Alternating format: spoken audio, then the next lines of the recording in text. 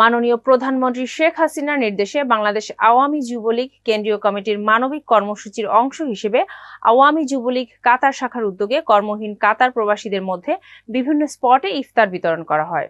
উক্ত ইফতার বিতরণ অনুষ্ঠানটি উদ্বোধন করেন অনুষ্ঠানের প্রধান অতিথি কাতারে নিযুক্ত বাংলাদেশের মান্যবর রাষ্ট্রদূত মোহাম্মদ নজরুল ইসলাম।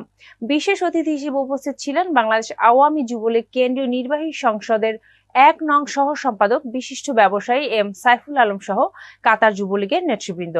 ইফতার বিতরণ শেষে সন্ধ্যায় ভিক্টোরিয়া হোটেলের হল রুমে সাংবাদিকদের সামনে কর্মসূচির আদ্যপান্ত তুলে ধরেন যুবলীগ কেন্দ্রীয় সহ সম্পাদক এম সাইফুল আলম, কাতার শাখার সভাপতি জাকির হোসেন, সাধারণ সম্পাদক ফয়েজ আহমেদ, সহ সভাপতি আতিকুল মাওলা মিঠু, যুগ্ম সাধারণ সম্পাদক বাবুল আহমেদ পাটোয়ারি ও সাংগঠনিক সম্পাদক এ কে এম মহিউদ্দিন আজাদ। অন্যান্যদের মধ্যে উপস্থিত ছিলেন মোহাম্মদ বাসির খান, মোহাম্মদ নাসির উদ্দিন, মোহাম্মদ